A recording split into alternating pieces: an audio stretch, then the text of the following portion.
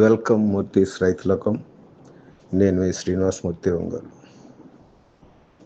ప్రప్రథమంగా బాధాతప్త హృదయంతో డాక్టర్ స్వర్గీయ డాక్టర్ కృష్ణచంద్ర గారి ఆత్మకి శాంతి చేకూరాలని, వారి కుటుంబ సభ్యులకు దేవుడు శాంతి కలిగించాలని మనసారా కోరుకుంటూ, రైతులోకానికి ఒక తీరని ఆవేదనతో కూడిన సమయం ఇది. రైతు బాంధవులు డాక్టర్ కృష్ణచంద్ర గారు స్వర్గస్థులైనారు. దురదృష్టవశాత్తు ఇది చెప్పడానికే చాలా బాధ కలిగిస్తుంది. అయినా వారి ఆఖరి మానసపుత్రిక ప్రోడక్ట్ ఎకో ఫంగస్ బి గురించి వారి కోరిక ప్రకారం రైతు మిత్రులకి చేరాలి అనేటువంటి ఉద్దేశంతో ఈ ప్రోడక్టు రైతు మిత్రులకు ఉపయోగపడాలి అనే వారి యొక్క ఆశయాన్ని నెరవేర్చాలనే సంకల్పంతో ఇప్పుడు ఈ వీడియో చేయటం జరుగుతుంది. కానీ అన్యమనస్కరంగానే బాధాతప్త హృదయంతోనే ఈ వీడియో చేయటం జరుగుతుంది.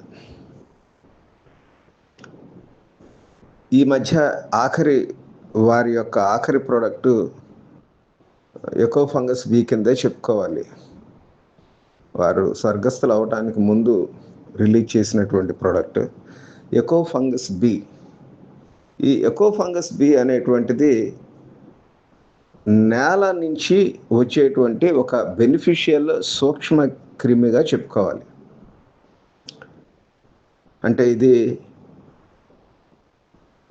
ఈపీఎఫ్ ఎంటమో ప్యాథోజెనిక్ ఫంగి రకానికి చెందినటువంటి బవేరియా బ్యాసియానా. అందుకనే డాక్టర్ కృష్ణచంద్ర గారు దీన్ని ఎకో ఫంగస్ బి అనేటువంటి పేరు పెట్టారు. ఈ ఎకో ఫంగస్ బి అనేటువంటి దానిలో నేలలో నివసించేటువంటి సాయిల్ బార్న్ ఫంగి అంటాము. అట్లాంటి రకానికి చెందినటువంటి బవేరియా బ్యాసియానా. దీని మదర్ కల్చర్ని ఇన్నాళ్ళు మనం మార్కెట్లో బవేరియా బ్యాసియానా వివిధ కంపెనీల యొక్క ప్రోడక్ట్ని కొనుక్కొని మన వ్యవసాయ సస్యరక్షణకి వివిధ రకాల పంటలలో వివిధ రకాల పెస్ట్కి సంబంధించినటువంటి పంటలకు వాడుకుంటూ ఉన్నాం.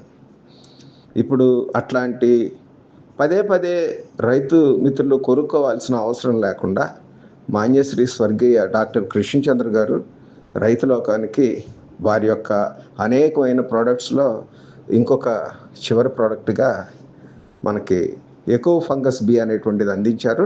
అది బవేరియా బ్యాసియానా. మనం చెప్పుకున్నట్లుగా ఇది సాయిల్ బాండ్ ఫంగి. అట్లాంటి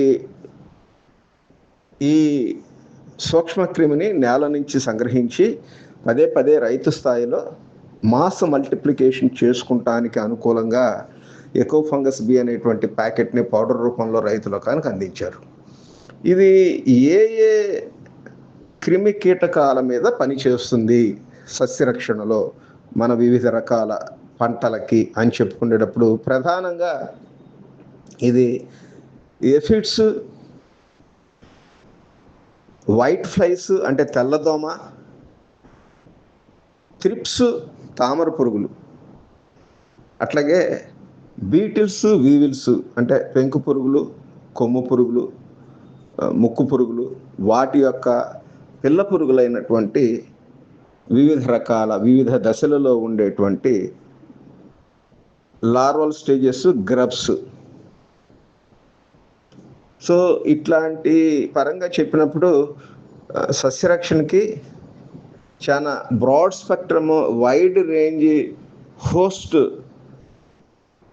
అంటే ఎక్కువ కీటకాలని మన సస్యరక్షణలో నివారించేటువంటి జీవ కీటకనాశినిగా ఈ ఎకో ఫంగస్ బిని చెప్పుకోవచ్చు. ఇప్పుడు దీన్ని మనం ఎట్లా తయారు చేయాలి అనేటువంటి దాని గురించి చెప్పుకునేటప్పుడు 200 లీటర్ల ప్లాస్టిక్ బ్యారెల్ డ్రమ్ము, దానిలో 100 లీటర్ల నీటికి, ప్రతి 100 లీటర్ల నీటికి ఒక ప్యాకెట్ ఎకో ఫంగస్ బి, దానికి 1/2 కేజీ బెల్లం కానీ, అంటే 100 లీటర్లకి ఒక 1/2 కేజీ బెల్లం కానీ, మలాసిస్ కానీ, చెరకు రసం కానీ, ఎవరికి అందుబాటులో ఉన్నది వాళ్ళు వాడుకోవచ్చు. ఇట్లాంటి 100 లీటర్ల నీటిని ప్లాస్టిక్ బ్యారెల్లో తీసుకొని, 200 లీటర్ల ప్లాస్టిక్ బ్యారెల్లో తీసుకొని, దానికి 1/2 కేజీ బెల్లం కానీ, మలాసిస్ కానీ, చెరుకు రసాన్ని కానీ కలపాలి. అట్లాగే దీనికి ముందు మనం ఇంతకుముందు ప్రతిమా ప్రోడక్ట్స్లో చెప్పుకున్నట్లుగా పొటాటో అంటే ఆలుగడ్డని ఉడికించినటువంటి ద్రావణం కానీ, లేదా బియ్యాన్ని ఉడికించినటువంటి ద్రావణం కానీ, ఇది ఎట్లా అనేటువంటిది ఇంతకుముందు వీడియోలో చెప్పాను నేను, అయినా మళ్ళీ ఇంకొకసారి ఇక్కడ చెప్తున్నాను. మనం 3 నుంచి 5 లీటర్ల నీటిని తీసుకొని, దానిలో 1 కేజీ పొటాటో ఆలుగడ్డని ఉడికించి చల్లారిన తర్వాత ఈ 3 నుంచి 5 లీటర్ల ద్రావణంలో ఉడికించినటువంటి దాన్ని బాగా గుజ్జులాగా చితక్కొట్టి, దాన్ని ఈ పీపాలో చెప్పినటువంటి 100 లీటర్ల బెల్లం కలిపినటువంటి ద్రావణంలో కలుపుకోవాలి. లేదా 1 కేజీ బియ్యాన్ని 3 నుంచి 5 లీటర్ల నీటిలో బాగా ఉడకనిచ్చి గంజిలాగా తయారు చేసుకొని, ఇది చల్లారిన తర్వాత ఈ అన్నంతో కూడినటువంటి గంజిని బాగా పిసికి మెత్తటి దీనిలాగా తయారు చేసి, దీన్ని ఈ పీపాలో ఉన్నటువంటి 100 లీటర్ల బెల్లపు ద్రావణం, లేదా చెరుకు రసపు ద్రావణం, లేదా మొలాసిస్ ద్రావణంలో కలుపుకోవాలి. ఇట్లా కలుపుకున్న తర్వాత దీనిలోకి 1 ప్యాకెట్ ఎకో ఫంగస్ బి ప్యాకెట్ని బాగా కలిపి మొత్తం కలిసేటట్టుగా కర్రతో కలియబెట్టాలి. ఇట్లా కలియబెట్టడం అనేటువంటిది ఒక 5 రోజుల పాటు ఉదయం సాయంత్రం కుదిరితే, లేని పక్షంలో కనీసం ఒక్కసారైన రోజుకి ఒక 2 నుంచి 3 నిమిషాల పాటు సవ్య దిశలో కర్రతో కలియబెట్టుకుంటూ ఉంటే 5 రోజుల్లో ఈ ఎకో ఫంగస్ బి ద్రావణం తయారవుతుంది. ఇట్లా తయారైనటువంటి ద్రావణాన్నే రైతు స్థాయిలో పదే మాస్ మల్టిప్లికేషన్ చేసుకోవచ్చు. అయితే మాస్ మల్టిప్లికేషన్ పదే తయారు చేసేటప్పుడు ఈ మదర్ కల్చర్ని వాడి ప్రతి 10 సార్లకి ఒకసారి మనం 100 లీటర్ల ద్రావణానికి, అంటే ఎకో ఫంగస్ బి ద్రావణానికి మళ్ళా 100 గ్రాముల పొటాటో నీటితో కలిపిన ద్రావణాన్ని కానీ, లేదా బియ్యపు గంజి ద్రావణాన్ని కానీ యాడ్ చేస్తూ ఉండాలి ప్రతి 10 సార్లకి ఒకసారి మాస్ మల్టిప్లికేషన్ చేసేటప్పుడు. ఇట్లా రైతు స్థాయిలో ఒకసారి ఎకో ఫంగస్ బి ప్యాకెట్ కొనుక్కుంటే పదే తయారు చేసుకోవచ్చు. ఇప్పుడు ఇట్లా తయారైనటువంటి ఈ ఎకో ఫంగస్ బి ద్రావణాన్ని మాస్ మల్టిప్లికేషన్ చేసేటప్పుడు దీన్ని మదర్ కల్చర్గా వాడి 1:1 రేషియోలో 15 రోజుల వయసు, అంటే 15 రోజుల ఉన్నటువంటి ఈ మదర్ కల్చర్ని 1:1 రేషియోలో వాడుకోవాలి. డే 1 మనం తయారు చేసామనుకుంటే 15 రోజులు నిలవ ఉన్నటువంటి ఈ ఎకో ఫంగస్ బి ద్రావణాన్ని 1:1 రేషియోలో, అంటే లీటర్కి లీటర్ నీళ్లతో మదర్ కల్చర్ తయారు చేసుకోవచ్చు. అంటే 50 లీటర్ల ఈ eco fungus B mother culture 15 రోజుల ద్రావణాన్ని ఇంకొక 50 లీటర్ల నీటిలో కలిపి దాన్ని ఒక 5 రోజులు ఫర్మెంటేషన్ చేసి దాన్ని వాడుకోవాలి. ఇప్పుడు పంటల మీద వీటిని ఎట్లా పిచికారీ చేసుకోవాలి అనే దాని గురించి చెప్పుకునేటప్పుడు, మనకి పంట రకము, దాని కెనోపీ, ఎంత పరిమాణంలో నీరు అవసరం అవుతుంది అనేటువంటి ఈ విషయాలన్నింటినీ దృష్టిలో పెట్టుకొని కొన్ని పంటలకు 100 లీటర్ల ద్రావణం, కొన్ని పంటలకి 150 లీటర్లు, కొన్ని పంటలకి 200 లీటర్లు కూడా పట్టొచ్చు. ఉదాహరణకి పండ్ల తోటలు పెద్ద చెట్లు అయినప్పుడు. ఏది ఏమైనా ఇట్లాంటి దానికి మనం 50 లీటర్ల తయారైన ఎకో ఫంగస్ బి మదర్ కల్చర్ని 150 లీటర్ల నీళ్ళల్లోనో 100 లీటర్ల నీళ్ళల్లోనో కలిపి ఇట్లా కలిపినటువంటి ద్రావణాన్ని చల్లటి ఉదయపు లేదా సాయంత్రపు వేళలలో మన పంటల మీద పిచికారీ చేసుకున్నప్పుడు తెల్లదోమ, తామర పురుగులు,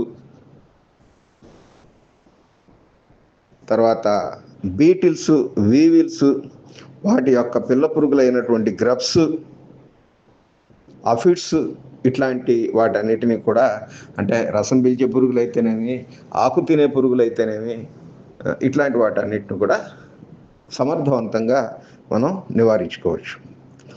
కనీసం అవసరాన్ని బట్టి వారానికి ఒకసారి ఇట్లా స్ప్రే చేసుకుంటే మనం మన తోటలో చాలా వరకు ఈ సస్యరక్షణకి ఆటంకం కలిగించేటువంటి రసం పీల్చే పురుగులు, ఆకు తినే పురుగుల్ని కంట్రోల్ చేసుకోవడానికి ఆస్కారం ఉంటుంది. సో ఇప్పుడు మనం ఎకో ఫంగస్ బి అంటే ఏముంటుంది, దాన్ని ఎట్లా తయారు చేసుకోవాలి, పంటలకి ఎట్లా వాడుకోవాలి, దీన్ని తయారైనటువంటి దాన్ని మదర్ కల్చర్గా ఎట్లా వాడుకోవాలి, ఎన్నిసార్లకి ఒకసారి పొటాటో లేదా రైస్ గంజి ద్రావణాన్ని కలపాలి, ఎంత మోతాదులో కలపాలి, ఇట్లాంటివన్నీ కూడా చెప్పుకున్నాము. ఏ ఏ పురుగుల మీద ఇది పనిచేస్తుందో చెప్పుకున్నాము.